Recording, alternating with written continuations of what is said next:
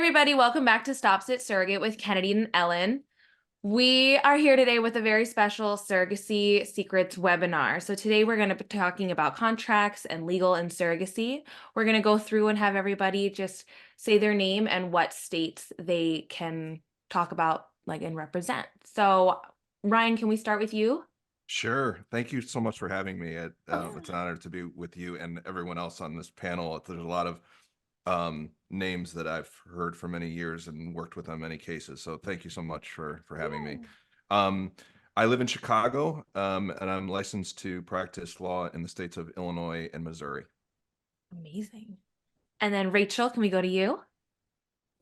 Hi, everyone. Thank you also from me. It's a pleasure to be on the podcast with you all. So I'm Rachel Loftspring. I'm a partner with the Family Law and Fertility Law Group.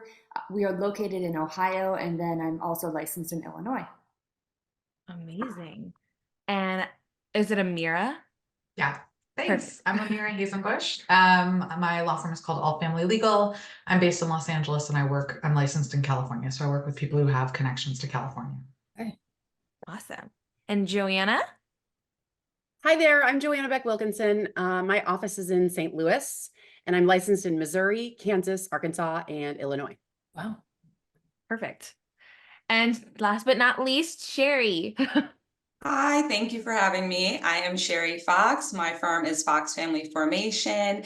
I work in 3 jurisdictions, Virginia, Maryland, and DC. Oh my gosh. Wow, that's a great representation. This is. Thank you so much, all of you, for being here. I'm really excited. So I guess, should we start with, oh my gosh, where do we start, right? There's so many, but should we start with, when it comes time to picking a lawyer? I know we had talked a little before we started recording this, and it was, let's talk about picking the right matching platform or agency, right? Because from there, then we get to meet lawyers and stuff. So it all starts with the right match. Do you guys have advice on that, since you guys have probably worked with a lot of different agencies and platforms? So if I can go first, the reason that some of us refer to these companies as programs is because if we worked in adoption before we started in assisted reproduction, then the expression agency implies a licensed child placing agency. And in the adoption world, that's a really, really important distinction. So I think when I say program, that's what I mean. I mean a surrogacy agency that is not a licensed child placing agency. And even the ones in New York that are licensed by the state of New York are not licensed child placing agencies. So I would love to hear what everyone else has to say about choosing a matching program. I think the one that I would add is that ask a lot of questions. And one of the first questions that you ask should be, do you work on a fixed fee structure? So are the intended parents paying you a big chunk of money and then you are the one who's paying me? And if so, am I negotiating with you or am I negotiating with the intended parents? Okay. The statute in Illinois requires that any compensation that's paid to a surrogate must be held in escrow. So a similar approach there. And I think that would be a red flag, quite frankly, if the agency is not holding money in escrow, just because there's concerns about conflicts and questions about whose interests are being represented. And so similar to what's in California. And I think that extends to any other expense reimbursement is going to be placed into escrow. I would just add that from a surrogate's perspective, when choosing an agency, I would be most concerned about the resources that are available at the agency from a mental health perspective and a legal perspective, and just people being available to the surrogate when they need them the most. And so that's not to say that agencies with smaller staffs are not equipped. I would just want to know what the policy and protocol is for being available to the surrogate for the next 18 months to 2 years or however long the process is going to take. Right. Something I would add is what I've seen happen sometimes with surrogates, because I do work in 3 different jurisdictions. Specifically with Virginia, our statute does not allow compensation. Everything has to be a reimbursement. And so one of the questions I would suggest, at least for Virginia surrogates, and maybe anyone else with a state that's similar, that they should ask the agency, have you worked with surrogates in my state before? Do you have a base of knowledge around the law in my state and what I'm allowed to have and not have? Because what I've seen happen is a surrogate will be working with an agency based elsewhere outside of Virginia. They will have a compensation package that says that they get lost wage reimbursement, for instance, or lost wage compensation. We can't do that in Virginia. So then it's time to contract, and my carrier that I'm representing is like, wait, why can't I get exactly what my wage loss is? And then I have to have a really uncomfortable conversation with her, but also with the agency, right? And they just didn't know it. And so that is definitely a question I think should be asked. You know, it's interesting. I think people we all work with many different programs, agencies, and there's comp packages. And I sometimes wonder, like, where did the comp packages come from? Are the surrogates seeing it to start? Or are they already getting deep into the conversation with an agency before that becomes available to them? But we as attorneys really see everything across the board. So what one agency is doing does not necessarily mean that's what another agency is doing. And I also think it's important to work with an agency that understands, like, the comp package that they're putting out is not a non-negotiable. We talked about this a little bit ahead of time, because none of the parties at that point are represented by legal counsel. So surrogate, especially somebody who this is their first time going through it, might not be able to look at a comp package and think, oh, this works for me, this doesn't work for me. And same with IPs. And so I think it's a balancing act, because a lot of the times I'll hear agencies say, well, we match this pair based on the comp package that they agree to. And I respect that, I get that. But on the other hand, because nobody's been represented by legal counsel at that point, I think we need to come to the table with an understanding that there is still a negotiation process. So I don't, as an attorney, go into negotiation trying to change things, but I think my role is to point things out and then also to represent my client if something's not correct for that person. Yeah, I would say there's a balance there. Like you said, you know, you don't want somebody signing a compensation package and signing a math sheet and then getting to the negotiation phase where they've already gone through medical clearance and site clearance and everything else. And the intended parents have invested a lot of money in that process for the surrogate to then be like, actually, I want my base comp to be 20,000 higher than what I asked for. You know, like, that's a big jump, and the intended parents are going to be shocked by that. And they also are going to feel like sort of taken through the ringer because they've already invested all this time and money in this person. And now the question is, do they start over with somebody new? And so it's going to hurt the relationship if there's like such an extreme shift. But that being said, you know, I'm somebody in my contracts, I will not put survival clauses in my contracts. So for folks who don't know what that is, most surrogacy compensation, and this is like my platform, anyone who will listen, I'll say this out loud too.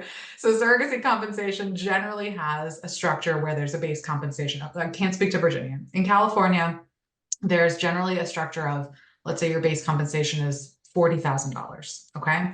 And then there's a vesting point, and the vesting point is totally negotiable. And I think that's a really reasonable place to be negotiating, but it's usually somewhere between, I would say, 26 weeks and 32 weeks.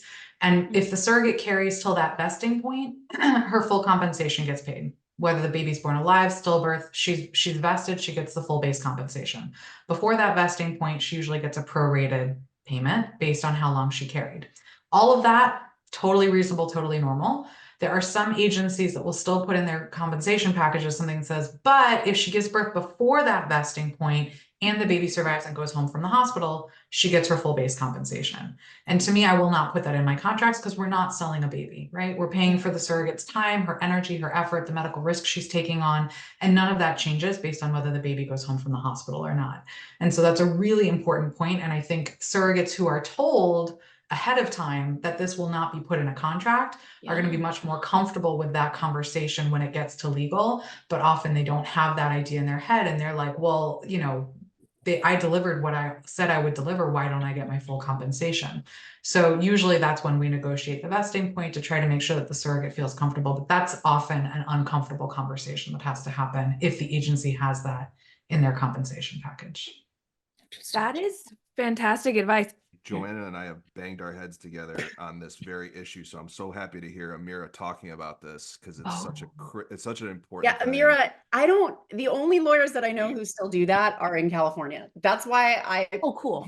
That's why I wanted you here. Because I know that you're not cool with it. Rachel, did you want to say something? I was just going to say I have seen a shift away from it for the exact reasons that you're talking about, and every now and then we'll see it, and I find that, and I see it from like if I'm drafting from the agency, it's a phone call to explain it, and so I think people hopefully are being educated on this, but of course it's very regional, so it's very interesting to hear that about California.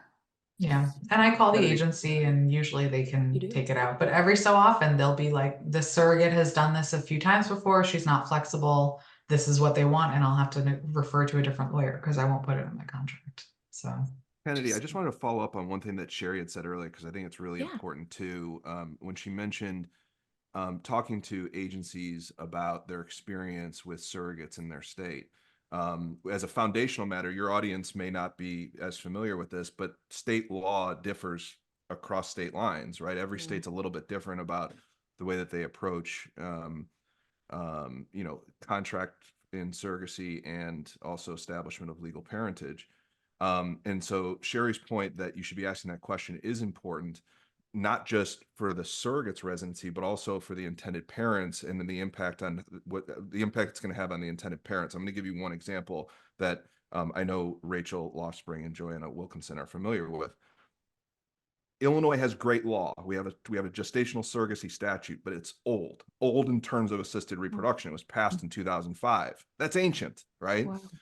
So it has a couple of blind spots. One is that there has to be at least one genetic contributor to the embryo that's going to be transferred to a gestational surrogate. Can't use donor embryos and the statute, okay? Right. And you also have to have a medical need. A physician has to sign an affidavit in the state of Illinois saying that the intended parents have a medical need to pursue gestational surrogacy. Now, what Sherry is saying is, if I live in Illinois, if I'm the surrogate and I live in Illinois, my contract is likely going to be governed by the laws of the state of Illinois. And therefore, do my intended parents that I'm getting matched with have a medical need? Are they a genetic contributor to the embryo? And so the agency must be knowledgeable on that. They can't put a party together and then have a legal process that can't play out because you can't even cross the threshold matters of the statute. I don't want to get too far into the weeds, but I think that was a very good point by Sherry. Yeah. Very interesting. Very. Wow. Everybody has to be knowledgeable. So that it is very important. You don't really think about that. You kind of just are like, who's local to me as an agency, who has the best reviews on Google, but so this is all great. And for thank you. This is things, like I said, she did it 20 years ago. I'm still doing it. And these are things I don't know. And I feel like I'm in the community and know some stuff, but none of this is talked about. I think when you're interviewing a matching program, you should ask questions about which lawyers do they work with. Do you always, a good question would be, does the same lawyer always draft the contract on behalf of intended parents? I mean, I guess there may be some exceptions to that being a red flag. Not thinking of any right now. Maybe they exist. But if it's always the same attorney who drafts the contract on behalf of intended parents, what if the surrogate's in Virginia or Illinois or Louisiana or Michigan? I mean, there are so many potential pitfalls when that's the case. So I would definitely ask, how many attorneys do you refer to and where are they licensed? Yeah. Will I be able to talk to an attorney who's licensed in my state, whose job is to protect me legally? Mm-hmm. Who is going to hold escrow? Yes. I don't, different states have different laws on escrow. I wanted to clarify earlier when I was talking about fixed fee programs. So even in some program fixed fee arrangements, they will put the compensation in escrow. But if it's a fixed fee, then the intended parents and the agency have agreed upon how much the surrogate is going to get for whatever. Mm-hmm. And therefore, when the surrogate is negotiating, she's really negotiating with the agency, not the intended parents, because the agency and the intended parents have agreed on what's going to be paid to her. Mm-hmm. And if she wants more, then it's coming out of the agency's pocket. So that's a Oh. good question to ask. Is this a fixed fee arrangement? Like, who would be responsible for anything that I ask for that's over my matching sheet? Is my matching sheet negotiable? I'm signing on the dotted line now. Is this forever? Like, what if I get a $2 raise 3 years from now, by the time I finally get matched? What if I finish school and get a $20,000 raise because now I have a Right. degree? Right. Again, with the attorneys, how many attorneys do you refer to? How much experience do they have? Is my attorney licensed in my state? Where is parentage going to be established? That's Mhm. another big one. Yeah. And Um, how is it going to be Mhm. established, Right. right? Because people get upset sometimes when they learn they need a DNA test to Yeah. be completed. Sometimes intended parents get upset, sometimes carriers get upset because not even so much that they necessarily have a huge objection to it. Sometimes people are just the surprise of it. It's like, oh, wait, I have to go do that. And when am I supposed to do that? You know, and kind of piggybacking on something Ryan said, if I can take the opportunity to clear up about Virginia. So there are, you know, surrogacy maps out in the world, and Virginia has this like caution on it. So I just want to talk about that for a second. Yeah.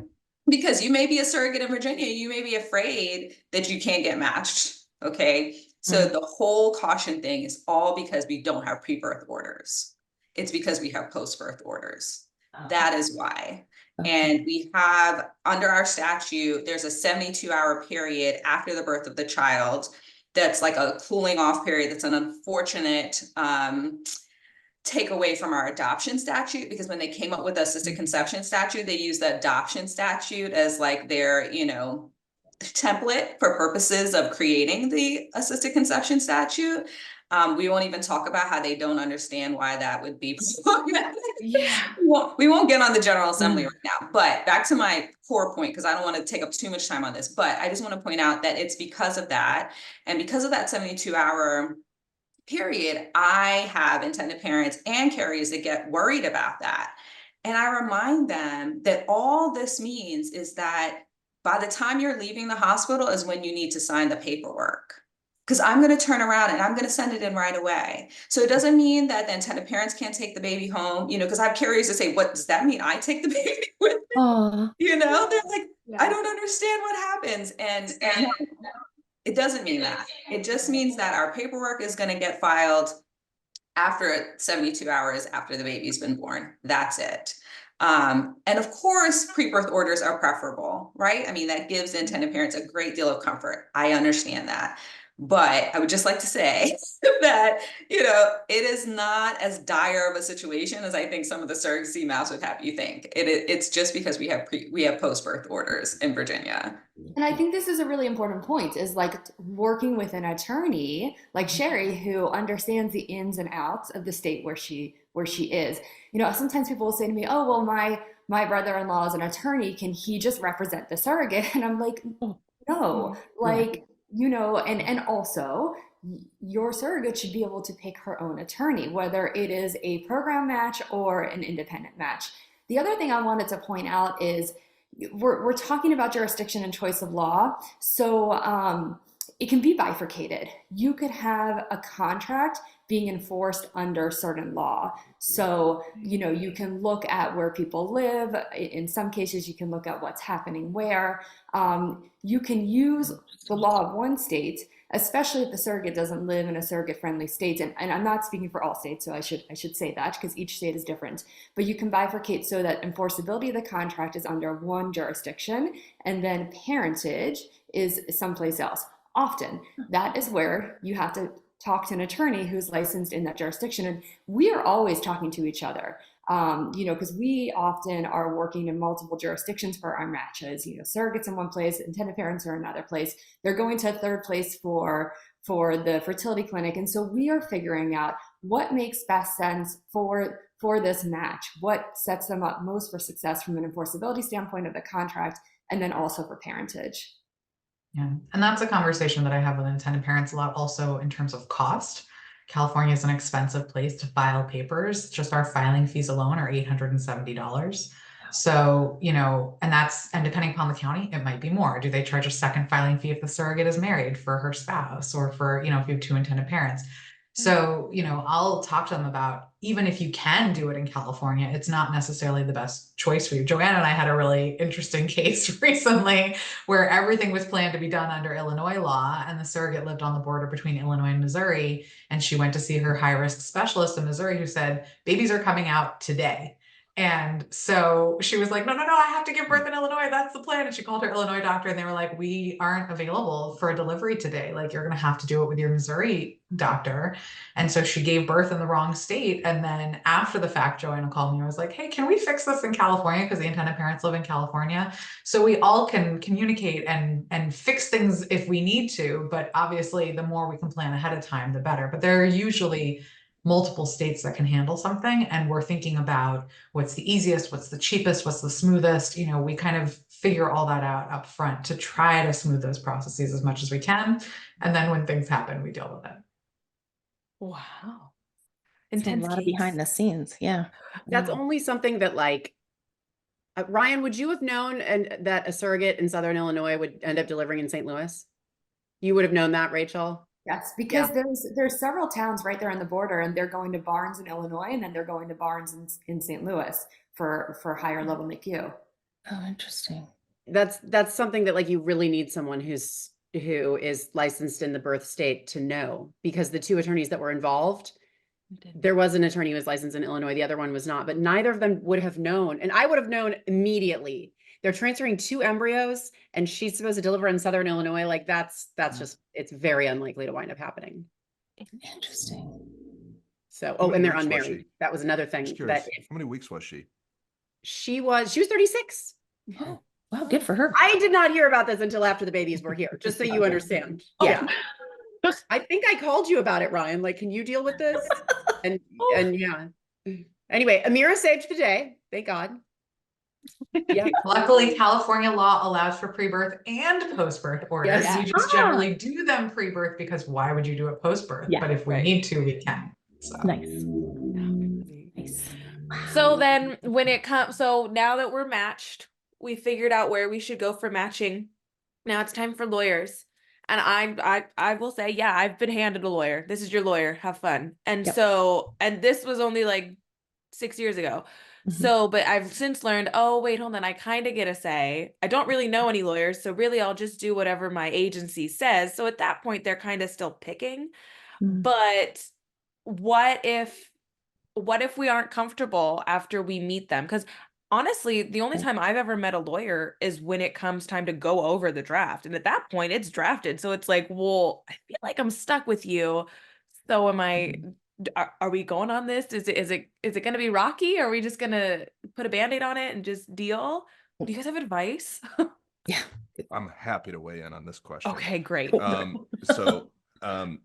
This is, my approach anytime a surrogate or intended parents come to me for representation. I make it very clear to them that I'm not your lawyer yet. Okay. We're having a conversation about what representation may look like. And I'm going to encourage you to call other lawyers. As much time as you have to call other lawyers to have conversations about the best fit for you, you should do that. Okay. And I joked with you guys earlier that I tell them that, if you're sick of my voice already after this 5-minute phone call, I'm probably not the right fit for you. Right. So they should be having a conversation with more than one lawyer. And now everyone here, I think, has the same understanding of the lawyers, at least, about what the approach should be, right? What representation should look like at a high level, which is, this is not divorce law. Do not be afraid of your attorney. Okay. Your attorney is there to represent your interests, but we're also not here to damage the relationship between you and your intended parents. That is sometimes lost on a lot of lawyers who practice in this area. They shouldn't be doing anything to damage the relationship. They should be zealously representing their clients, but they also should be walking that line of fairness, right? We're not here to try to score points. We're here to represent our clients.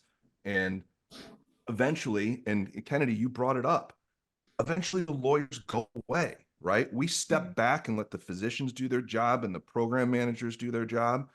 And so the intended parents and the surrogates are left to sort of let their relationship evolve. And we shouldn't have done anything before that to damage that relationship. So that's just the approach that I take. And you might be able to sort of glean that philosophy from the attorney when you have that initial consultation. You should probably be asking those types of questions. What is the approach here? What is the approach? That's great advice. I'd ask about logistics too, and making sure that a surrogate or an intended parent really understands what that is going to look like for that relationship. You know, we are going to sit down, we are going to go through this agreement together. We're going to walk through it page by page. We're going to highlight the important parts. I'm going to probably have questions for you. Any questions you have, I want to make sure are answered. And then what does the negotiation look like back and forth? You know, as red lines come through and get negotiated, we can hop on the phone again. We can talk via email, what your preference is, and kind of based on what we're seeing. So understanding what your attorney is going to do, because I have heard stories of an attorney getting an agreement and sending it to a carrier and telling them, let me know if you have any questions. And to me, that is not how we practice. Mm-hmm. That happened in my first journey. Just a side note there. I think it's also worth asking if your lawyer knows the lawyer who's representing the intended parents. I think people think that's a bad thing if the lawyers are friendly with each other. I think it's a really good thing, because if you have something that's a little bit sticky, I know earlier we talked about sometimes the communication between the lawyers feels like texting where you don't know about tone. There's often times when I will pick up the phone and call up a colleague and say, hey, I'm about to send this contract over. We're asking for something that's a little unusual. I wanted to explain the backstory on this so that you understand and you can explain it to your intended parents. And that way it smooths the process. So the lawyers knowing each other and working with each other and having good working relationships is really helpful to the process, in my opinion. Great. Yeah.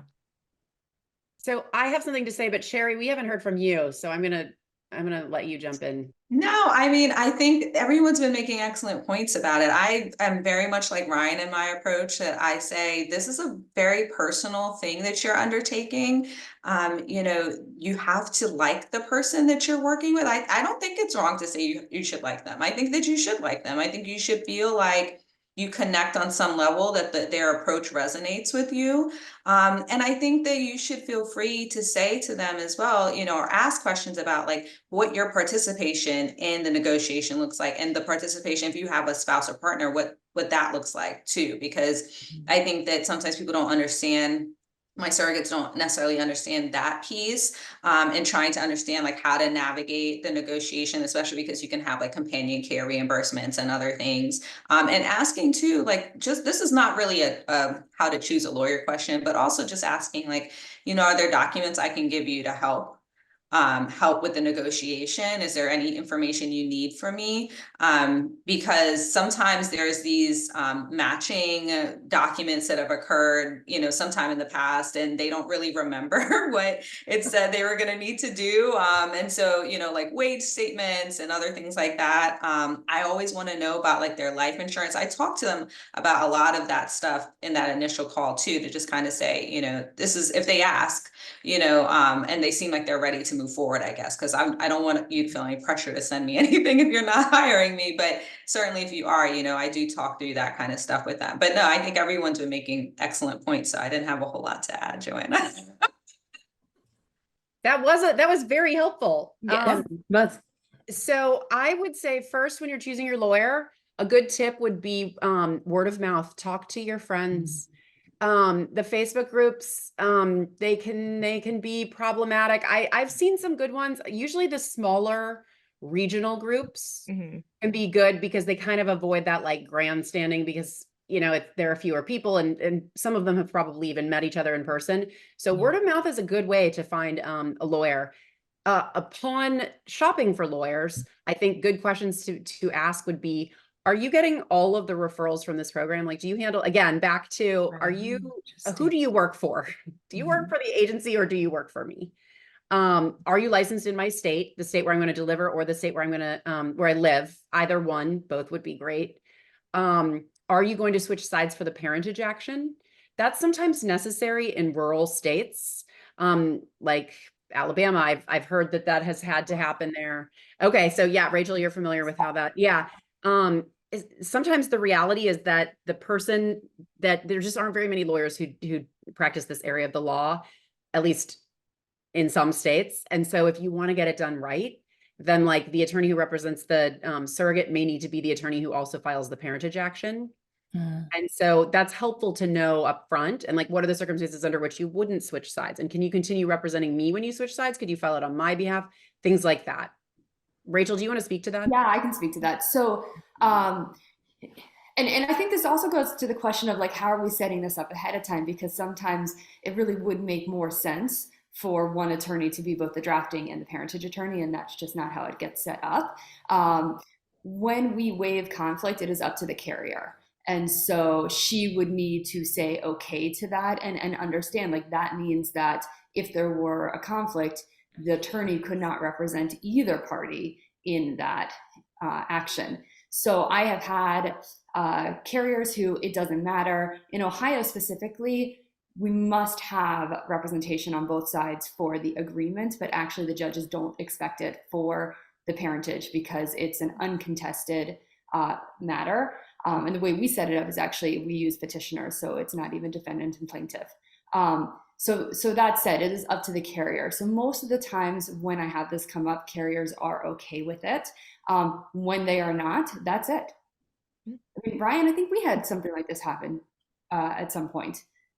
We did. I represented intended parents in Illinois, and you represented the Ohio surrogate, and you filed the parentage petition.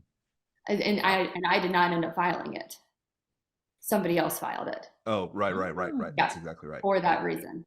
Yeah. Okay. In California, we have tons of lawyers. Don't ever let somebody tell you that the intended parents lawyer is going to switch over. I was thinking it, but I didn't say it. What are you talking about? There's like 50 of us. Yeah, there should be no reason. I've had cases with lawyers whose paralegals are like, I hate filing in that county. Can you guys be the ones who file? And then I have switched all my templates. So because generally the default is the intended parents are the petitioners and the surrogates the respondent, but there's nothing legally in California that requires that. And so I just have the petitioner be the surrogate and the intended parents be the respondent, and I continue to represent the surrogate. So there should, in states where there's lots of lawyers, for me, that would be a red flag in California. I would be thinking somebody's trying to pull something shady if they were doing that in California. Yeah. I think they do that in Wisconsin too, that all of the parties become petitioners, and it's like a non-adversarial action where they're petitioning the court. All of the parties are petitioning the court for the same thing. In Missouri, we often file on the gestational carrier's behalf, depending on where they're going to file. So right before we move on, I just want to say, you should never be like nervous to talk to your lawyer. You should never be concerned about it. You should not be afraid to say things to your lawyer. Your lawyer works for you. If you have any doubt whatsoever that your lawyer does not work for you, then you should fire your lawyer. And you can do that. You absolutely can do that. You're about to gestate somebody's baby. You can fire your lawyer and get one that you like and trust. How do you do that, Joanna? How do you say I fire you? Yeah. Without rocking boats everywhere. Yeah. I think probably, so we have an ethical duty to make sure that our clients are adequately represented. Ryan, do you want to take this one? I was just going to say, it's in the engagement letter that you sign with your lawyer. It tells you how to fire your lawyer. At least it should. You know, it's maybe something as simple as in writing, you provide notice that you would like new representation and that you're going to move on. I mean, you should look at the engagement letter that you sign with your lawyer first before you do anything that may be unnecessary. Okay. Yeah. But I do want to address the rock the boat thing because I'm sympathetic to that. At the same time, you know, I think it's important to keep in mind, like, this is the contract that is going to govern your relationship for the next year, 2 years. So it's really worth getting it right. And so if you're not feeling good about your attorney, like, rock the boat, because you don't want to have a document that is not going to serve you going forward. So can I ask you a quick question on that? Because we had an issue like this. So everything's put into place. You've talked to your attorney. You feel rather comfortable with them. You even clarify certain things with that attorney that maybe just didn't seem straightforward to you. And you got a verbal, like, no, this is what that means. Going down to delivery, it completely switched. There's nothing really you can do at that point, right? Like, if it can, that clarification you got before you signed that contract now flips when you're literally going into the delivery room and you're left like, oh no, I've got to do this. Nothing. Or can you're in happen. breach. You're in Right. breach. Right. Right. It's happened. And it's scary. And I know we can't foresee that in the beginning when we're signing these contracts, but the surrogate went ahead and got that clarification, literally got it because it stuck out like a sore thumb and it flipped on her. And that was heartbreaking and scary for her. So I know there's really nothing that we could do at that point, but that type of stuff happens. So would you say get that clarification in writing? I'm sure you probably would. That clarification should have been a revision. Okay. It should have been an addendum. It should have been an amendment. It should have been something else other than just a verbal, hey, this is what this actually means. Even though I know you're reading the words and that's not what those words are telling you, but I'm telling you that's what that actually means. No. Okay. I tell all of my clients, my gestational carriers, I'm always like, if it's not in the contract, it does not exist. Right. So if you want it this way, that's what we need to be suggesting as a revision to that language. Yeah. And if it's not, if it's not going to work for the intended parents that way, that's okay. We can compromise. We can talk further about it. But the bottom line is it should be in the contract. Whatever the thing is. And, I encourage my gestational carriers. I try to empower them because I'm like, I know that the problem, well, I say it's a problem, it's not a problem, but carriers are a very unique type of person. They are the type of people who really enjoy helping other people. And they are willing to give everything of themselves to make this work. And I have to remind my carriers, you have a family and you have yourself and you have your own things that you're responsible for. And, you should never be in a position to be sacrificing in order to do this. It's wonderful that you're willing to do it. Everyone recognizes that, hopefully. I mean, they should. But when I say sacrificing, like you shouldn't, be thinking, well, what if I use up all my PTO and one of my kids gets sick? Right? Like you shouldn't be sacrificing that is what I mean. And so, no, something like what you just said, Ellen, should not be happening. And, and yes, there may be circumstances certainly where something changes later. I'm not really speaking to something that's just, could not at all be anticipated. But what I kind of hear from you is it was recognized early on. It was said, hey, I don't think this is right. And then you just sort of got the verbal, oh, no, it just means this. And then when it came to pass, it was like, oh, no, it means exactly what I was afraid it meant. And now I'm stuck with it. Correct. Yes. And probably every single contract has an integration clause, which says exactly what Sherry just said, which says if it's not in this contract, it's not enforceable. So when I go over the contract with my clients, I say, if it's not here, it's not enforceable. And here's where it says that in the contract. So yeah, we got to get it in there. I think we could also talk about amendments and addendum, right? Should carriers be represented in those? Because sometimes I feel like something needs to be done and a carrier is just given a document to amend it and she's told to sign. And this can be a further negotiation. And at least I think the attorney who represented the carrier should be pulled into the loop so that they can discuss what needs to be addended or amended. I have a question. Not really a question, but kind of. Why does it need so much legal jargon? I think as surrogates, we are just like, what? Can't we just use a synonym here? Like, I just, I constantly have to get the dictionary out and be like, what does this mean? And then because a lot of the times when we get it, we get to review it and then we get to go over it with the lawyer.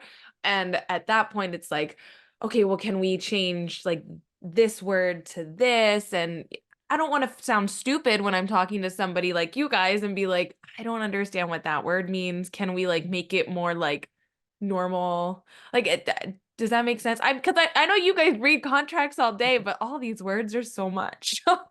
I agree with you, Kennedy. I think we sound ridiculous to use words like here and after. I mean, oh my God.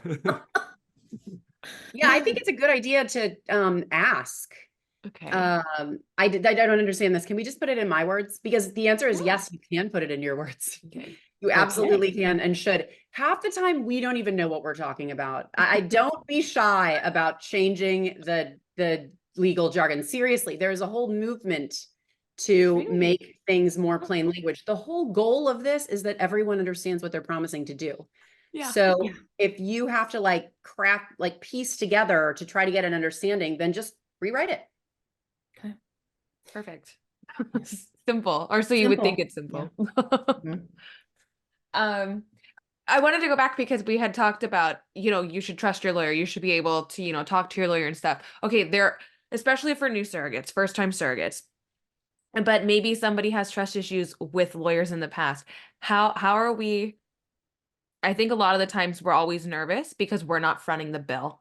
So it's like, oh, are you really representing me? Are you really like my person? Like, how do I know that when I tell you things? Yes, I know that when I well, as a legal point, yes, I know when I tell you things, you're not going to go and like run and tell them because that's a whole legal issue. But it's always that fear of like, are they really working for me? Because I'm not fronting the bill. Like I have no say in their comp, in your payment. What's the alternative, right? First of all, you have to ask yourself that question. What's the alternative that the surrogate would pay for the legal representation? That's not an option, right? Right. And so what any client needs to understand is that legal representation is such that conversations that we have, and I have to emphasize this all over, because we talk about some very sensitive matters in surrogacy representation, right? And so I am always reminding the client, look, the question that I'm about to ask you is a question that you probably are not comfortable answering with anyone, okay? But I need you to remember that that is the best way for me to represent you if I know the answer to this question. And further to that, it's really important for you to understand that attorney-client privilege isn't just something that they throw around on Law and Order. The conversations that we're having, they are private conversations. I cannot discuss anything that we talk about with anyone else without your permission, okay? It gives me what you're doing. I'm not going to share the answer with anyone, but what you're doing is you're helping me create a lens that I'm going to look through when I review the agreement. Okay. So it's very important that we have these open and candid conversations. Now, your question about who do you really work for? We don't work for the program or the agency. We don't work for the intended parents. We work for you. Joanna mentioned it earlier. We work for one person. Well, her and her spouse, if she's married. That's our client. That is our only client here. And it doesn't matter who's paying us. We have a duty to our clients to just represent their interests. I would just add to that different lawyers have different approaches as to how they get that in writing. So usually the contract will also waive it in the contract. And for me personally, my very, very first client ever, when I was a baby lawyer and did not know what I was doing, was a surrogate who had a crazy intended parent. And I said up front, how do we address this conflict that I'm getting paid by the intended parent? And they said, oh, don't worry, it'll be in the contract later. And as baby lawyer, I said, okay. And then there were negotiations and they fell apart and they did not sign the contract, which I think was a very good thing for my client. But then, of course, the intended parent wanted his money back. And I had to say, look, I did my job. My job was to represent the surrogate. And so I actually, for all of my clients, had them sign with the intended parents and the intended parents lawyer a third-party payer agreement before I get started. And it says, you're paying me, but everybody understands here. This is my client. There's confidentiality here. I can't guarantee what's going to happen through this process. You don't get your money back, like all of that kind of stuff to make it really clear up front. And I don't know many lawyers who do that, but I think that it's a helpful practice to, again, put in everybody's minds right at the very beginning, who I'm representing and who, that the money is just money and the representation stays. I like that. I think it's a good idea to try to flush the sort of concern out ahead of time. Again, by asking like, how many referrals do you enjoy from this program? And if it's a lot, like, how do you reconcile that? What if I ask you for something that the program doesn't like or that the intended parents don't like? What happens then? The answers to those questions I think will be demonstrative and helpful. Agreed. Yeah. I like that. I never would have thought to be like, so like, how is your daily job? How do you normally get your clients? Like, I don't know. Like, I don't want to be invasive, but at the same time, Yeah. like you guys said, we all have to protect ourselves too. Like, we have to know what we're getting into. Let's see. Just as a little piggyback on that, like over 2 decades ago, I did this, right? I had the same lawyer as the IPs. California. Yeah, did. I'm trying to remember when the law was passed, but in California, it says each side needs their own Yeah. attorney, I their know. own independent representation of their own choosing. So It was I'm- infantile stages of surrogacy Yeah. when I did this, 1999. I was not a lawyer in 1999. It's okay. I'll not tell you where I was in 1999. I'm so excited that all these changes have come into play in 2 decades. Like, that's phenomenal. But hearing you all talk, I'm like, wow, this would have been amazing 2 decades ago, but it wasn't. And we ran into a lot of problems. So it's okay. We all lived. So when it comes to making revisions in a contract, we surrogates sometimes feel a bit judged by our lawyer. And I don't want to speak for everyone, but it does give that judgy feeling of like, oh, I would like to revise this. I would like to change this, or I would like to add this. For example, because we talk about it a lot on here, I get a lot of backlash from lawyers, and I don't really care. I push for it. I don't care. But I get a lot of backlash when I say, hey, I would like an hour of alone time.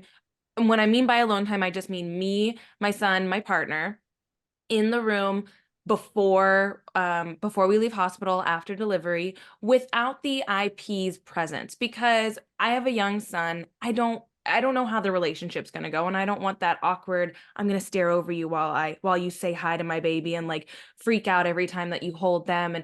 And it's not that I don't have a good relationship with my IPs. It's just coming from I don't know how the relationship's going to go, right? And so whenever I ask, I would like 60 minutes of just me and my family in the room before we're all discharged. A lot of times I get backlash, and they're like, well, I don't know. And it's like, okay, well, that's okay. I don't need you to know. I just need to know what they feel, because in matching, I've already talked about it. I just want to put it in there because I'll never be able to get something I don't ask for. So with that, that's just one example, but a lot of the times they're littler things, and we get kind of this pushback or judgment. And how would you advise going forward with that? Maybe I do like my lawyer. It's not that I don't like them. It's just like, well, just know what I want. I'm just trying to give you that lens, right, Ryan? That's what you were saying. Like, I have a question for you. I want to look through this lens. Well, that's my big lens. That's the big picture for me. Do you guys have advice on that? I think the advice is probably for the lawyers. Not for you. Not for us. I think the advice for the lawyers are not to react that way. I mean, because if you said that to me, honestly, my first question to you would be, have you already let the intended parents know that's something that you might be interested in? That would be my first response, because if you said, no, I've never said that to them before, that's probably when I would say, okay, I am happy to put that in here. Let's find the best way though to like sort of communicate this and tell me more about what you're thinking as to how this would help you and be beneficial to you, so that I can help them understand why you're asking for this. Yeah. But my response would not have immediately been, I don't know about that. I don't think you can do that. I mean, and actually I've had that in several of the cases I've worked on, where there's been like language where it says that there will be a simultaneous meeting between the gestational carrier's children and the new child and or existing children of the intended parents, that there will be kind of what you said, like some alone time especially for my carriers that have young children, because that child is processing the fact that this baby is not going home with mom and dad. And so I've had that. And so I would have not responded to you that way. But let me try to answer your question though. I think if you're a carrier, I think what you said is the right thing, is like, this might come across as strange to you, or it sound, I'm not sure, but this is why it's important to me.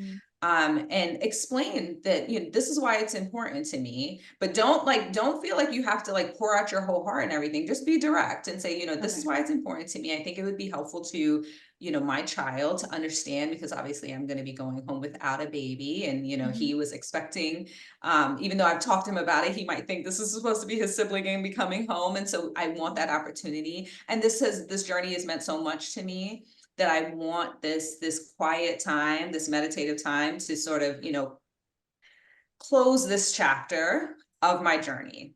And I think that's completely reasonable. I mean, so do I, So, Sherry. yeah, But I also was like, why would anybody say that to you? I would just, my first thing would just be, okay, because I want to know if I'm catching the intended parents cold. And that's on anything, Yeah. right? Yeah. That's on anything. I just want to know if I'm catching them cold. And if I am, I can navigate that, but I will navigate it a whole lot better if I know that's how I'm going in. sure. Versus like, you know, thinking, oh, you talked about it. And it's like, oh, no, we didn't talk about it. But, Right. you know, I mean, I've had carriers say, like, I really need a chiropractor because I always have problems. And like, that's not an everyday addition to a contract, right? Sure. And they say things like that. Or, you know, what I would really like is to have pregnancy massage, or what I'd like a doula.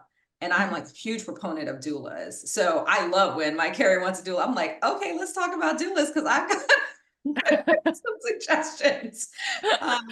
So yeah, I think you should be empowered, but I think some of that really has to come from yourself, right? Like feeling like you know, sort of doing the work you have to do to go into that conversation. So if that means writing down the things so that you don't get nervous and feel that you can't convey it, or using email to communicate that if you feel that it would be difficult to have a conversation, you know, but still do it. Like, I think the bottom line is you should do it, you're entitled to do it, and maybe what you have to do is find a way to address it in a manner that makes you less anxious about it. But certainly don't set it aside just because, you know, you anticipate you're going to get that kind of reaction. Okay. Good. That's great. It is. Thank you. Yeah, I think don't assume anything. We've all been asked many, many different things because each person has their own list of things that are important or that don't matter to them.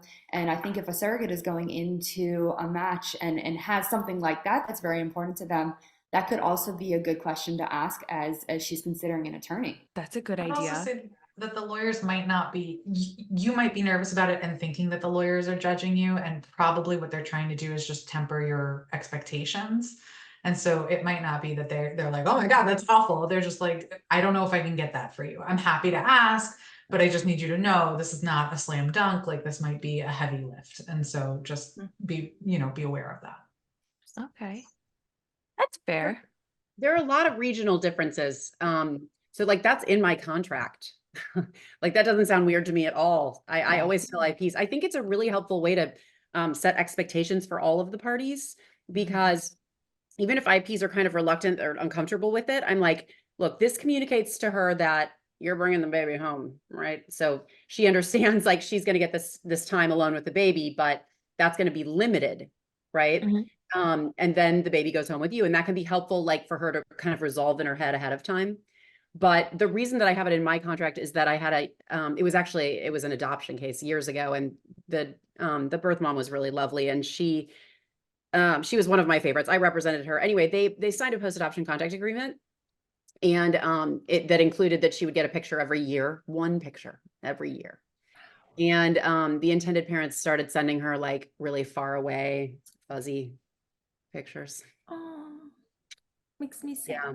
It just broke my heart. And ever since then, I just want to advocate. I mean, you know, when you gestate a baby, it's very personal. It's not, you're not just an incubator. Yeah. I think GCs should definitely advocate for themselves in asking for that time. In fact, sometimes I'll even say, look, you might think this now, but when the baby's born, things might be different. There are a lot of hormones to resolve there.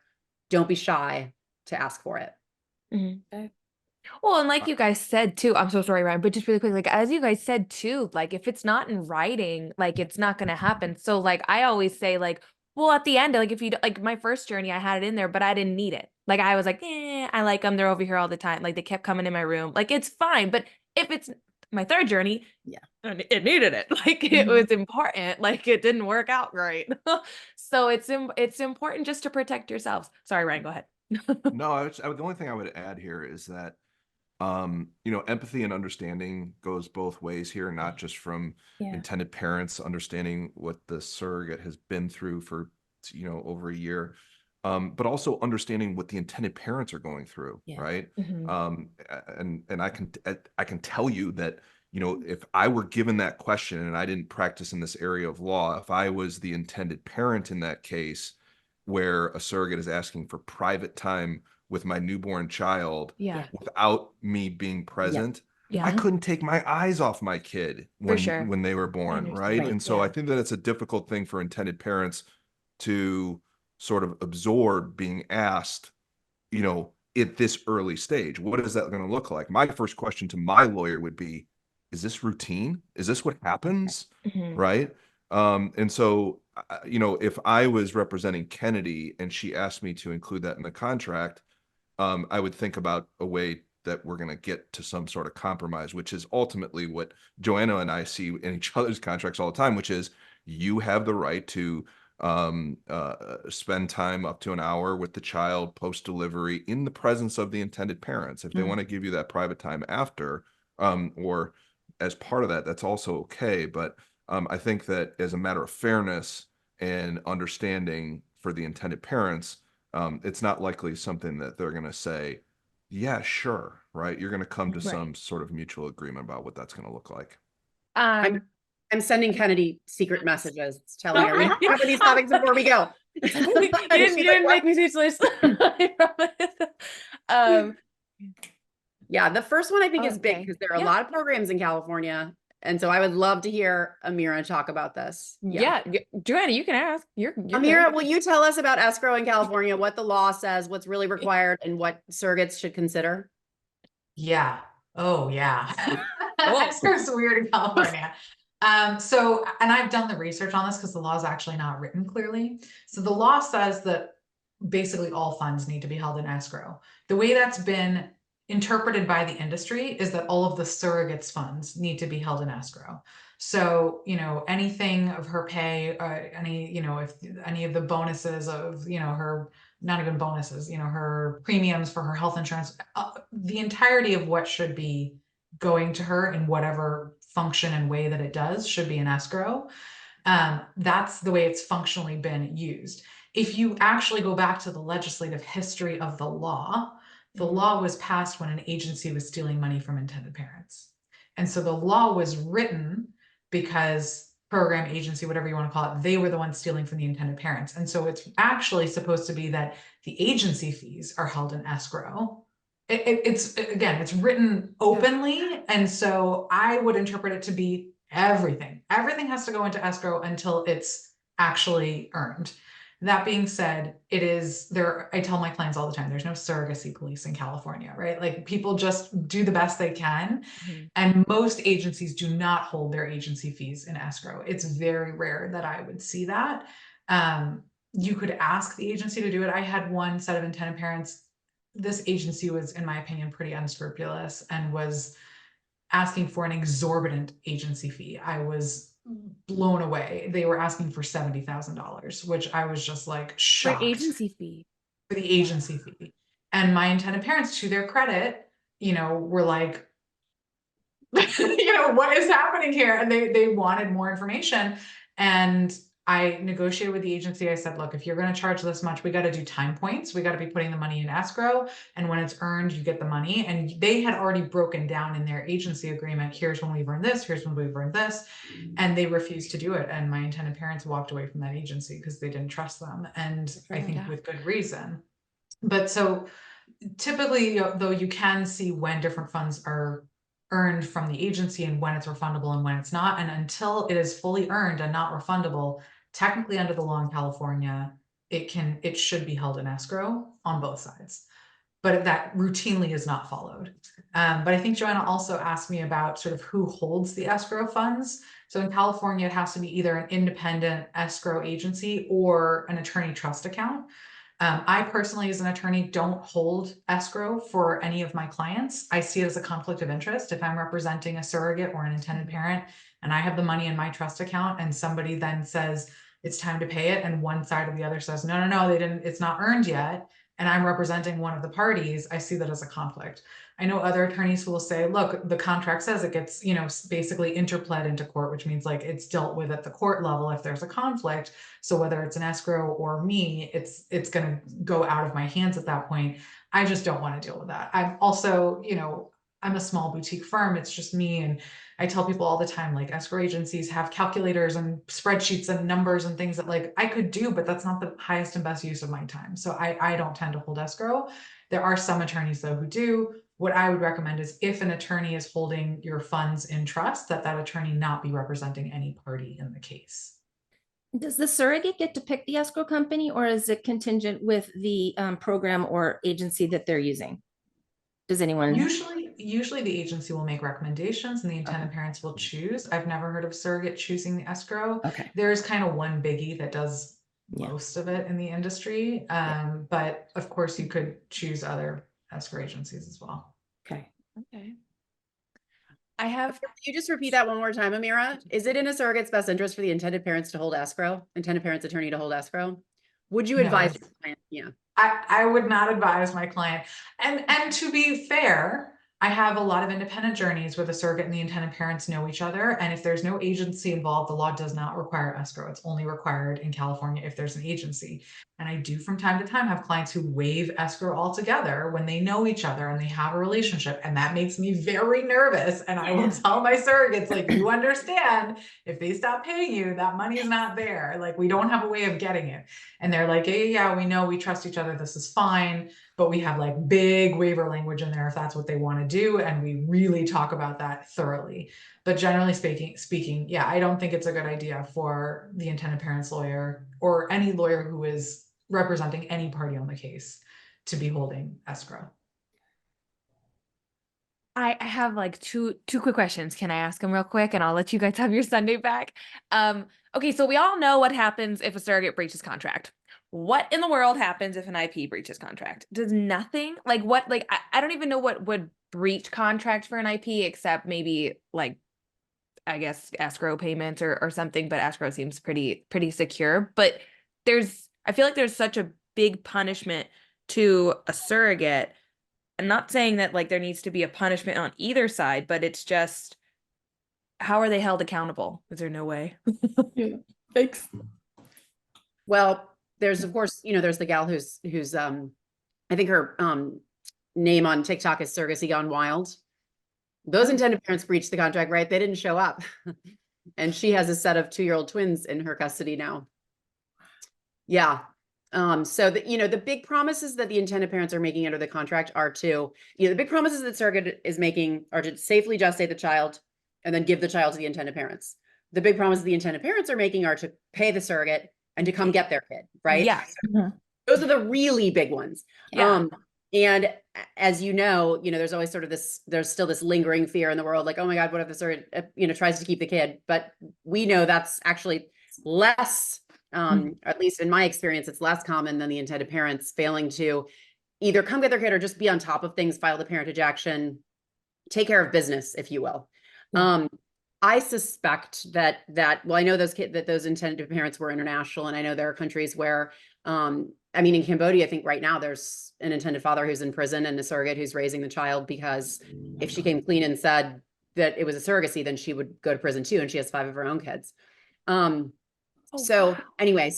can we compel the intended parents to come and get their child? If they're domestic, yes. Okay. If they're international, no. Interesting.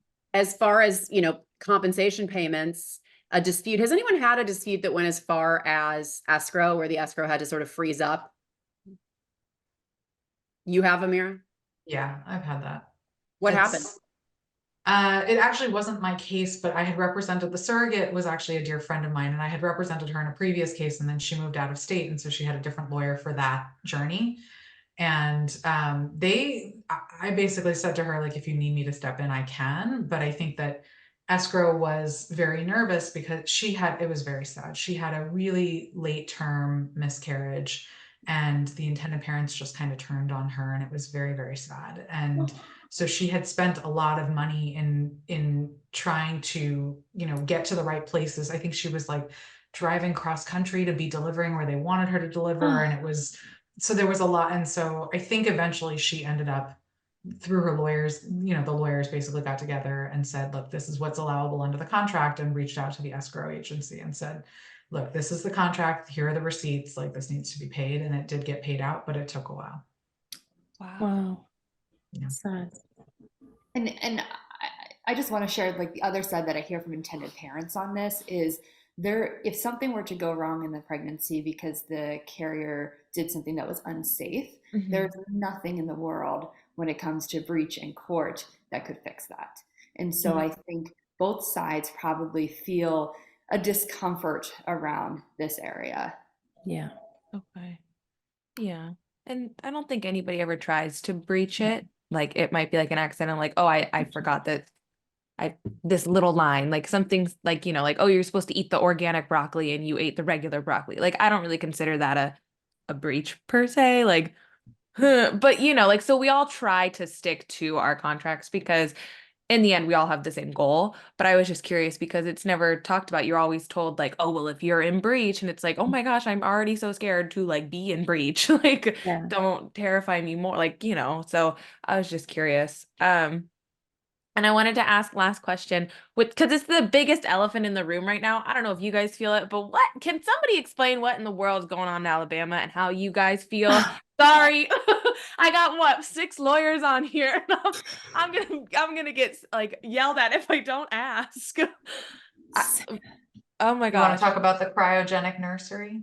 Yeah, Oh, or That's the actually extra what they- uterine children. Yeah. Yeah. If you read the case, they call the freezer a cryogenic nursery. It's like cryogenic nursery. chilling. It gives you goosebumps. Yeah. Mhm. So if you're wondering what we think about it, Yeah. I feel like we're probably on the same page. Who wants to give the background context?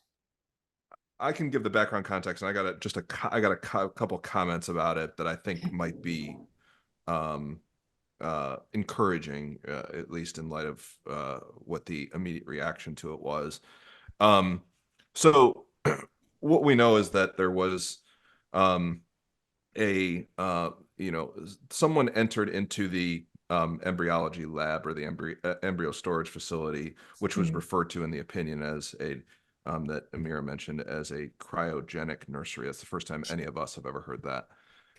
Somebody who was unauthorized entered into the embryology lab, pulled a vial out, and because it was freezing cold, damaged their hand, dropped the vial, and destroyed the embryos. The intended parents, or the couple who created the embryos, sought damages in trial court. I think it was dismissed. It made it all the way up to the Alabama Supreme Court, where the Alabama Supreme Court sought the opportunity to say, wait a second, these are not embryos, these are children.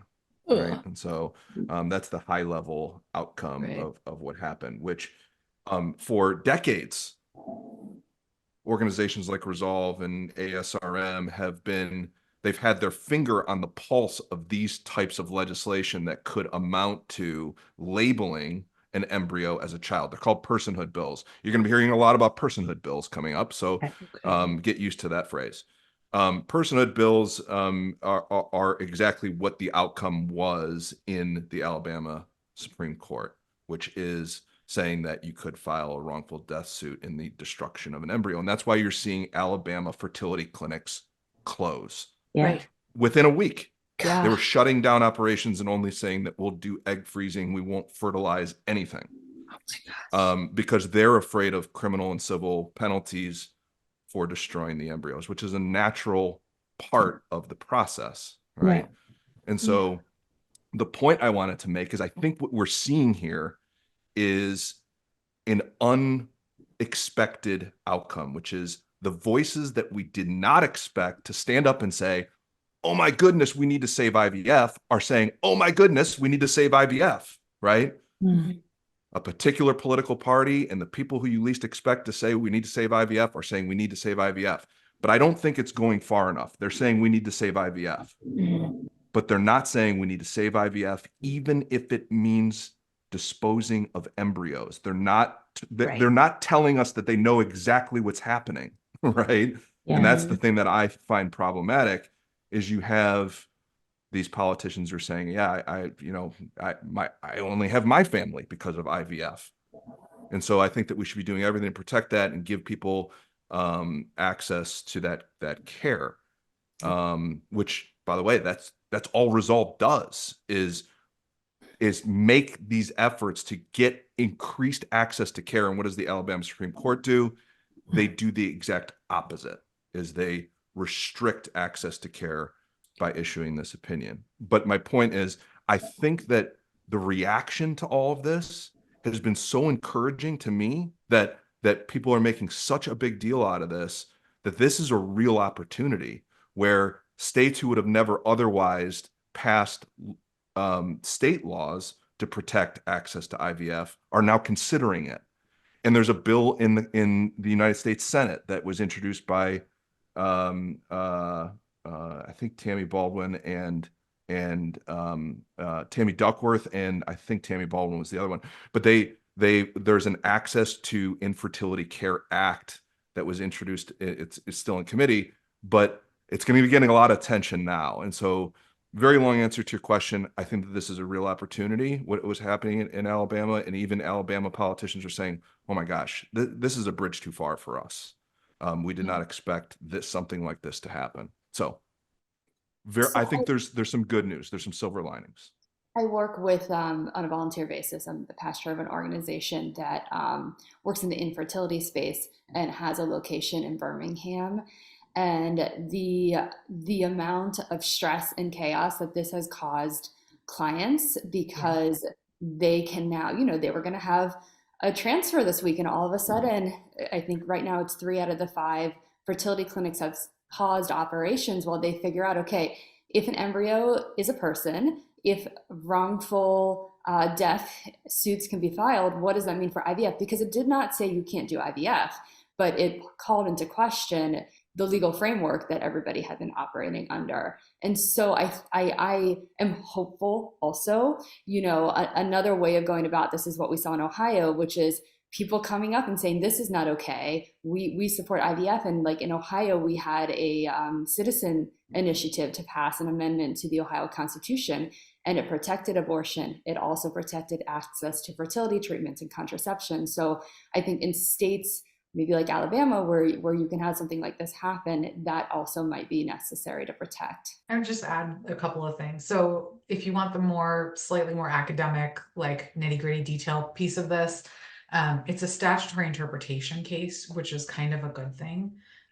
There was a statute of wrongful death of a minor that's been around since the 1870s in Alabama, and it had already been interpreted to be applicable to fetuses. So if a woman, you think of like the ideal case, right, is like not ideal, but God forbid, a woman's pregnant and she's in an abusive relationship and gets punched in the stomach and loses the baby, there could be a wrongful death case against the person who punched her in the stomach.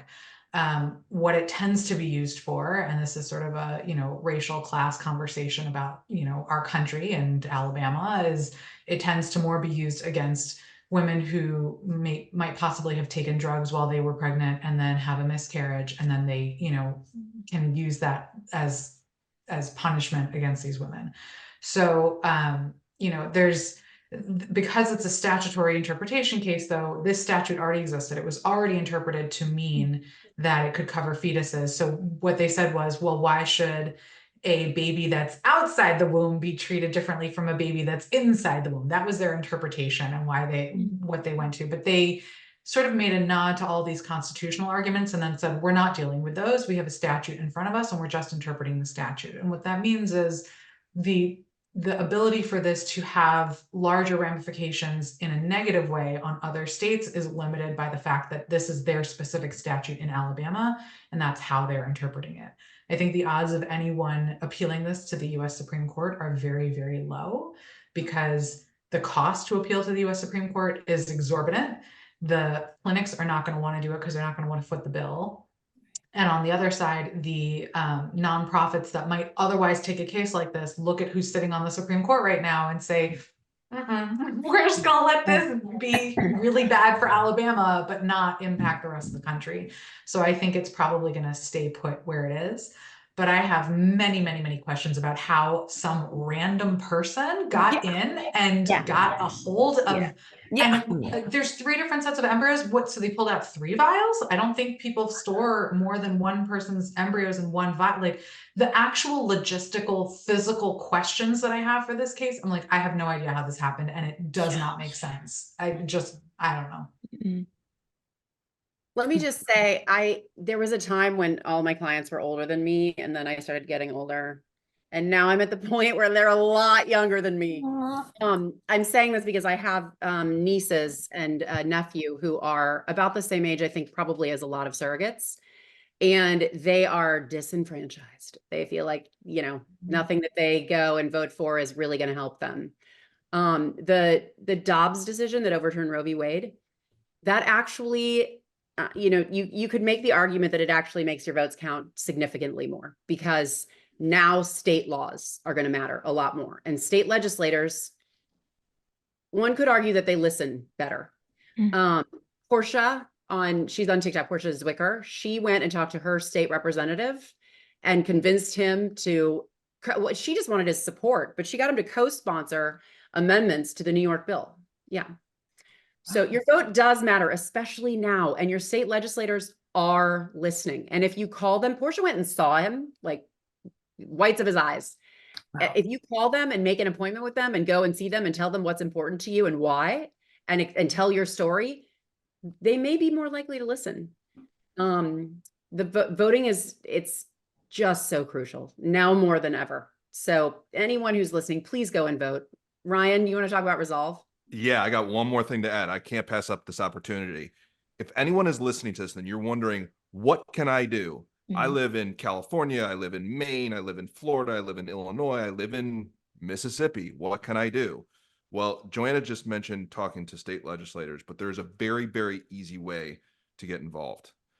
Resolve puts on a federal advocacy day every year in May. If you go to resolve.org, you can sign up and they do all the heavy lifting. They can get you into a meeting with your United States senator or their staff or your United States congressman in May, and you can tell them, I need you to support the Access to Fertility Care Act. They're all saying it right now. You're just going to go in there and tell your story, and you're going to say, this is why I need you to support it. The Speaker of the House currently has said, I support IVF. I don't think he knows what that means. That's why we're going to have to go into those meetings and explain to him what that means. Okay. Sure. Right. And so if you go to resolve.org, you'll sign up. You'll be part of a larger delegation. You don't go into a meeting alone. Nobody goes into a meeting alone. You're going to go in there with experienced advocates. And even if you don't want to speak or share your story, you're going to see what is done in these meetings, and the way people react is it's inspiring. And so I think right now, and it's also virtual. You do not go to Washington. We're on meetings just like this. Okay. Okay. Yeah. And so don't pass up the opportunity. Even if you don't want to speak, if you just want to be there to support the people that are, you'll be in a Zoom window. Okay. So it's really, really important that we go in there, we tell them this Access to Fertility Care Act, it's doing exactly what you said you support. Right. So go co-sponsor the bill right now. Okay. Okay. Ryan talked me into it last year, and I cannot tell you how glad I am that I did it. Like this year I had it all marked off on my calendar. I'm absolutely participating. It's really a way to increase civic engagement. It's really fulfilling. It's time that you really will not regret spending. Okay. Doing it. Resolve.org. Resolve.org.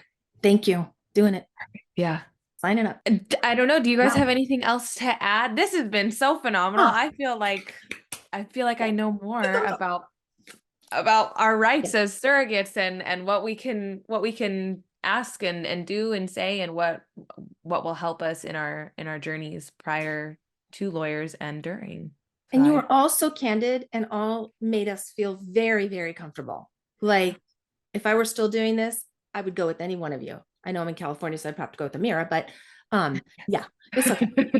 But yeah, I really think this is going to help and maybe sway some surrogates who are maybe thinking, oh, I don't like the legal aspect of it. You guys made it seem so comfortable. And like, I just think you're just the Genuine. representation of what the main part of the industry is, that we can feel comfortable asking you questions and getting what we think is important talked about, at least talked about, and maybe compromised, like a compromise, like on how, like we were talking about the hour. Like, I think we feel comfortable. I do anyway. Same. Yeah. Yeah. Awesome. Thank you all so Yes. very much. Thanks for having us. Amazing. Thanks for gosh, having thank you. us. This was great. Absolutely. Great. We thank you so Thank you much. so Have much. a everyone. wonderful Thanks for doing this on a Sunday. Sunday. Thank you. Yes. Thank you so Bye. much. Thank you. Bye. So great. I know. Rachel, did you love it? It was good. I liked it. Hold on, Yeah. my face. It was good. I liked it. Yeah. Yeah. No, anytime. Who's that? Oh, is that me? That's Ryan. Who is it? Yeah, Oh. that's you. You're right there, girl. Oh, Oh, Ryan. Ryan's still here? All right. Sorry. I meant to turn my mute off and I hit leave. Thank God I didn't do that earlier. Oh, no, you're good. I didn't know if we were just Oh, gonna yeah, have a no, we're conversation. I mean, you can stay on and talk. We're just done. We were just saying thanks to Rachel for popping in. Oh yeah. I do Hi, have a Rachel. question. Hi, I have a question. For Okay, me? so yes, for you. Okay. Let's hear it. So I've noticed that a lot of agencies, or mainly clinics, I guess I should say, are starting to do invasive procedures before signing contracts. Mm. So I'm wondering, like, how would a surrogate go about getting compensated, or even if that's something you can really ask? I would advise, that's one of the first things that I ask a surrogate during any initial consultation is, what have you been through so far? How many times have you talked to the intended parents? What did you guys talk about? I need to know everything because expectations have been set. Yeah. What has been your experience so far? And so when it comes to invasive procedures, this is actually a very sort of hot topic, frankly, in conversations with surrogates, is the invasive procedure discussion. Because if I'm representing intended parents, and let's just call it $500, she gets $500 for an invasive procedure fee. You should know what those invasive procedures are, or at least have them as part of some bucket, right? Now, if I'm representing intended parents, the last thing I want to see in that contract is something that says gestational surrogate will be paid a fee of $500 for any invasive procedure that involves, the breaking of the skin. That's as simple as a blood draw, right? We need to be very specific here about what the invasive procedure is, right? Or when a surrogate's attorney uses language like when an instrument enters her body, that's a vaginal ultrasound. That's a routine part of the procedure, right? Or a routine part of the process. And that should not be, at least my opinion, an extra fee. That's what you know is going to happen, right? But if you have to have a termination or a D&C, or you experience an ectopic pregnancy, those are the types of things, or I just always say any procedure requiring anesthesia, you get the invasive procedure fee, right? Okay, so how does it work for before contracts? Because so I have a friend, she's going to be a surrogate. So she's going to have a hysteroscopy done. Yep. But she hasn't signed contracts yet. What I would tell her is, I would say, tell your lawyer that you have already undergone an invasive procedure. Okay. And that the contract should contemplate that she will receive an invasive procedure fee for the following procedures, including but not limited to any procedure that was that she underwent prior to the signing of this agreement. That way, retroactively, the escrow agent can say, oh, the agency has told us that she had the hysteroscopy, which met the definition of the invasive procedure, and she should get that immediately. Okay. It's a little bit of leverage, that you've got over the intended parents to say, I'm not signing this unless you pay for the invasive procedures that have already happened. Right. I'm entitled to that. Interesting. All part of the negotiation, but I would have her lawyer include language that says something like, including but not limited to any procedures that have already occurred in furtherance of this arrangement prior to the signing of this agreement, because that hysteroscopy was a threshold matter. She had to have it in order to qualify. So it's clearly part of the arrangement. Okay. Yeah. Because I feel like surrogates are scared to ask because they're like, anything done before contracts, it doesn't count. You don't get paid for it. And it's kind of, they don't ask. And they're just like, okay. frankly, Rachel, they shouldn't have to ask. Their lawyer should say, what have you done so far? What has happened? Right. Tell me. Which is a lot. Yeah. My lawyer didn't ask me that, so that's why I'm just like, Yeah. it's Unfortunate. nice to hear these things, Yeah. you know. Yeah. So Yeah. Oh my gosh. But yeah. Thank What you, else? Ryan. Yeah. Thank you. Very helpful. We actually don't talk to well, we talk to intended parents, but it's a lot less than we talk to surrogates because we just don't feel Yeah. comfortable a lot of intended parents don't want to publicly share their stories, and that's completely fine. Whereas Yeah. surrogates are like, social media, here we come, like I'm doing a Totally. great thing. So and especially to see and hear intended fathers' points of views are very Right. different. And they're Yeah. very rare. You can hardly find them. So Well, here's what I tell if I'm representing a surrogate, I always tell them this. I say, listen, I only have my children because of a very generous person like you. If at any point, 5 minutes from now or 5 years from now, if you're ever wondering what the intended parents are thinking, just ask me because I got a pretty good idea. Like for example, the question that you asked about having private time with the child, right. after delivery before discharge. Yeah. As an intended parent, I'll be honest with you, Yeah. I think I would struggle with that, right? Sure. Like this, you're gonna take my baby away from me. Right. You've done everything that you can to put this baby in my arms, and then now you're gonna take it away, even for a minute, not an hour, a minute. Yeah. I don't think I would be able to grasp it. Yeah. But I also, I mentioned this earlier too. It's important that surrogates understand that these people are strangers, and it goes both ways. Everyone is a stranger at this point, and your Yeah. relationship with your surrogate and your intended parents is going to evolve over time. Stacy, this woman in Tallahassee, Florida, who carried both of my children, was a complete stranger. Guess what? She's part of my family now, right? I didn't anticipate that. I didn't expect it. I didn't even necessarily want it, but it happened. And so it's difficult to sort of see what that looks like down the road and say, yeah, sure, I'm going to let this stranger spend an hour with my child after she gives birth to him or her, right? But you just don't know. And so that's why I said, yeah, I got to ask your lawyer, is this normal? Do people do this? Right. And sure it is. And I think that, and Joanna and I do this all the time in the contract. It's a routine part of the contract says that the surrogate and her family, her children, it's really important for her children to have closure on it, right? To say that the surrogate can spend up to an hour in the presence of the intended parents, but maybe the intended parents, I know my wife and I gave Stacy time alone with my son Eddie when Eddie was born, because it was hard. It was the first time that she had done it, and I can tell that it was emotionally tolling on her as we were getting, we're gonna leave, we're gonna start driving back to Chicago at 2:00 today. And we could see that it was starting to affect her, and we wanted to give her that time. But we had developed this relationship over time. She was like a sister to me at that point. Yeah. And I tell people all the time too, if I'm representing a surrogate, I'm like, listen, you don't know Stacy, but that's who I think of when I'm looking at you. Like I would do anything I could to protect Stacy, and so that's what I'm gonna do to, for you. Yeah. So it's important. Yeah. Can you be a Nevada lawyer? I know. There's I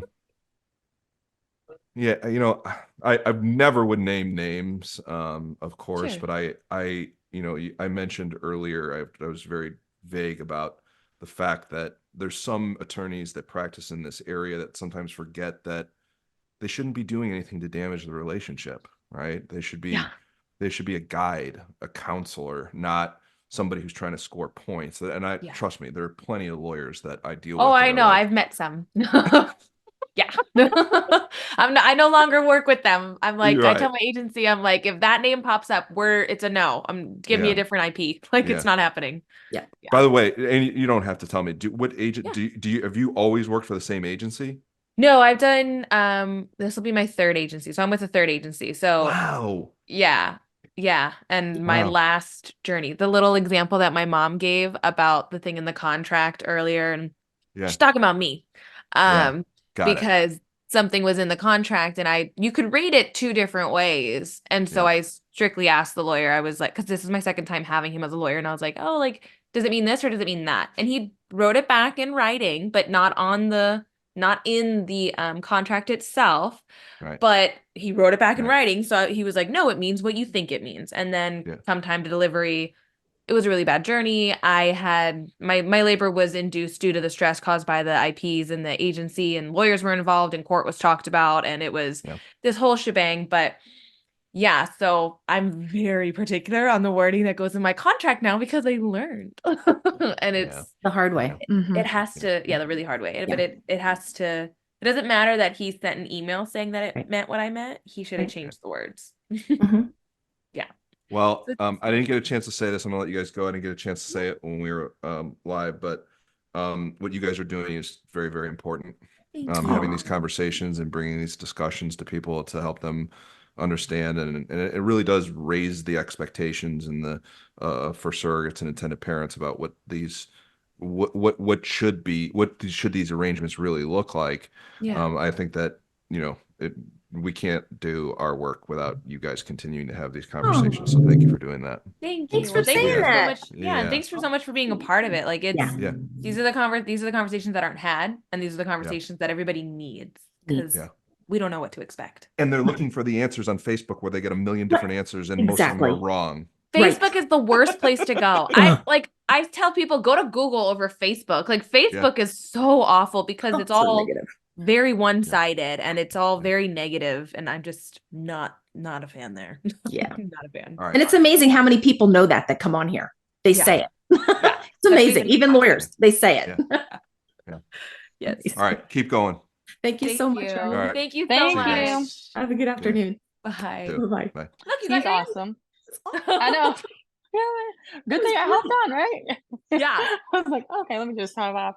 But yeah, perfect. okay, that's very interesting because Very. I've noticed a lot of surrogates now are having to do a hysteroscopy because I was like, wait, why are they doing that? And they were like, well, they can kind of skip the saline sono, and then if they see anything in there, they can just take it out while they're doing it. But I'm just like, they should have signed contracts already before they do this. That's why I don't get that they would be doing it before you sign it. Like, that doesn't make any sense. Well, I have a thought on that, because they want to make sure that the surrogate is able to carry. So then pay her for the hysteroscopy. No, agreed. Like, but right you then can't- and there. but they're not. Just be like, I get what clear. you're saying. I get You know what what I you're mean? saying. But they're not going to want to continue on with contracts if they don't have a viable uterus to continue on with those contracts with. Like, I get both sides. I get it. I get it. I do too, but except like, okay, but say they do the hysteroscopy, okay? Yeah. And she's not viable to be a surrogate. Well, you just still had her go through an invasive procedure. Correct. You pay her. Like, Yes. that Agreed. part doesn't make sense to me. Still 100%. pay her. Like, Yes. she's still doing the procedure. Yeah. yo, happy Sunday, y'all. Happy And Sunday. Oh my gosh. Well, wow. Amazing. Wow. Thank It was you all so very- much. Yes. Very generous of them to get on with us on a Sunday morning. Awesome. Or Sunday Generous. afternoon. Yeah. Genuine, Yes. informative. A lot of great info. Like, I Yeah. kind of want to go back and be a first-time surrogate just to have all this information again, because I would Right? change so many things. Like, I would be like, oh, Yeah. well, now Yeah. I know going forward, but still, I just feel Nice. so much smarter. And they were just so real and casual and genuine about it. Like, they had information to share, and they were just bam, here it is. And Happy they were to so share it. relatable. Yeah. That's the word. And like understood. Yes. Yeah. It was so nice. So Oh my thank you. gosh. Yeah. Well, okay. Well, this has been another surrogacy secrets webinar podcast. So thanks for tuning in, everybody. Well, if anybody has any questions or they would like to share their stories, please feel free to reach out to us on Instagram at Stop.Sit.Surrogate. It's been another edition of Stop.Sit.Surrogate Surrogacy Secrets webinar with Kennedy and Ellen. Thanks for joining. Bye. Bye.